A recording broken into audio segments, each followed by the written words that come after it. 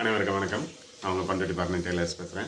இன்றைக்கி நம்ம கிளாஸில் நேற்று நடந்த ஒரு நிகழ்வு ஒன்றும் இல்லை. அதாவது ஆரி ஒர்க் பண்ணுறதுல ஒருத்தவங்க எனக்கு இந்த ஸ்டிச்சஸ் வரவே இல்லை, எனக்கு அடுத்தது சொல்லுங்கள் அப்படின்னு சொல்லி கேட்டாங்க. அப்போது வீட்டில் என்ன சொன்னாங்க, ஏம்மா நீங்கள் உங்களுக்கு ஒரு 3 நாள் லீவ் இருந்தது, அந்த லீவில் இந்த ஸ்டிச்சஸை ட்ரை பண்ண சொன்னேன், பண்ணிங்களா அப்படின்னா இல்லை பண்ணலை அப்படின்னு. ஏம்மா என்ன பண்ணீங்க அப்படின்னும்போது இல்லை சாப்பிட்டு தூங்கிட்டேன், மற்ற டைமெல்லாம் இல்லை எதுவும் செய்யலை அப்படின்னு. இப்போது ஒரு விஷயம் நீங்கள் இங்கே பண்ணிக்கிட்டு போகிறீங்கன்னா குறைஞ்சபட்சம் பெரும்பாலும் ஹவுஸ் ஒய்ஃபாக இருக்கிறவங்க, வெளியில் வேலை செய்கிறவங்க, அவங்கெல்லாம் நேரம் ஒதுக்க முடியாது.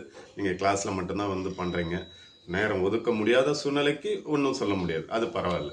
ஆனால் நேரம் உங்களுக்கு இருக்குது, இதுக்கு ஒதுக்க முடியும் அப்படின்னு இருக்கும்போது அதை நீங்கள் வீட்டில் ட்ரை பண்ணாமல் இருக்கிறது ரொம்ப தப்பு. ஒரு ஹவுஸ் ஒய்ஃபாக இருக்கிறவங்க காலையிலேருந்து வீட்டு வேலை இருந்துக்கிட்டே தான் இருக்கும். அப்போ அவங்களால நேரம் ஒதுக்க முடியலன்னா ரைட், ஓகே, அவங்களால செய்ய முடியல, ஓகே. அதேமாரி ஜாபில் இருக்கிறவங்க இங்கே ஒரு 2 மணி நேரம் மட்டும் பண்ணுறாங்கன்னும் போது அவங்களும் வீட்டில் பண்ண முடியலன்னா ஓகே. ஆனால் உங்களால் நேரம் ஒதுக்க முடியும், வீட்டில் ட்ரை பண்ணுறதுக்கான நேரம் கண்டிப்பாக இருக்குது அப்படின்னும் போது நீங்கள் வீட்டில் ட்ரை பண்ணாமல் இருக்கிறது ரொம்ப தப்பு. உங்களுக்கு இங்கே என்ன கற்றுக் கொடுக்குறோமோ அதை அப்படியே வீட்டில் ஒரு மணி நேரமாவது ஒதுக்கி நீங்கள் செய்யணும். அப்போ தான் உங்களுக்கு அது ப்ராக்டிஸ் ஆகி நல்ல பழக்கத்துக்கு வரும். இப்போ எனக்கு இது வரலை, நான் அடுத்தது போகணும் அப்படின்னா, இப்போ நாங்கள் எங்களோட ஸ்டெப்பு பார்த்தீங்கன்னா ஆரிலையும் சரி டைலரிங்லையும் சரி 1 2 3 4ன்னு வரிசையாக போனால் மட்டும்தான் உங்களால் நாங்கள் ஸ்டெப் பை ஸ்டெப்பாக கொண்டுட்டு போக முடியும். எனக்கு 3 வரல 4 வரல, நேராக நான் 10 போகணும் அப்படின்னு நினச்சிங்கன்னா முடியாது. ஏன்னா 10 நீங்கள் செய்யணும்னா 10வது கிளாஸ் நீங்கள் சரியாக செய்யணும்னா அதோட அடிப்படை 1 2 3ல் இருக்குது. அந்த 1 2 3 செய்யாமலே நீங்கள் 10வது கிளாஸை அட்டன் பண்ண முடியாது. அதை நல்லா புரிஞ்சுக்குங்க. 1 2 3ன்னு வரிசையாக நாங்கள் சொல்லிக் கொடுக்குறத ஒவ்வொன்றுத்தையும் ஃபினிஷிங்காக கரெக்டாக பண்ணிக்கிட்டு வந்தால் தான் உங்களால் லாஸ்ட் கிளாஸ் வரைக்கும் உங்களை கரெக்டாக கொண்டுட்டு போக முடியும். எனக்கு நடுவில் ஒரு சிலது வரலை அப்படின்றதுக்காக அதை ஸ்கிப் பண்ணணும்னு நினச்சிங்கன்னா உங்களால் அடிப்படையான விஷயங்களை தெரிஞ்சுக்க முடியாது.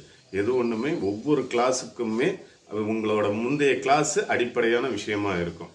ஒரு விஷயத்தை இங்கே நாங்கள் பண்ணுறது எல்லாமே முக்கால்வாசி முழுக்க உங்களுக்கு திணிக்கிறது இல்லை. எது தேவையோ, எது நல்லா இருக்கோ அது மட்டும், முக்கிய தேவையை மட்டும்தான் சொல்லிக் கொடுக்குறோம். அதனால தான் பாருங்கள், டிசைன் ஒர்க்கு அதெல்லாம் நான் சொல்லிக் கொடுக்குறதில்ல. அடிப்படைகளை மட்டும் நாங்கள் சொல்லிக் கொடுக்குறோம். ஸ்டிச்சஸ்லேயே பார்த்தீங்கன்னா 200 ஸ்டிச்சஸ்க்கு மேலே இருக்குது. அவ்வளோலாம் தேவையே கிடையாது. உங்களுக்கு தேவையானது ஒரு 85 ஸ்டிச்சஸ் நல்லா நீங்கள் பண்ணிங்கன்னா அதுக்கு பிறகு யூடியூப்பை பார்த்து எவ்வளோ டிசைன் ஒன்றாலும் நீங்கள் போடலாம், எல்லா ஸ்டிச்சஸும் பண்ணிட்டு வரலாம்.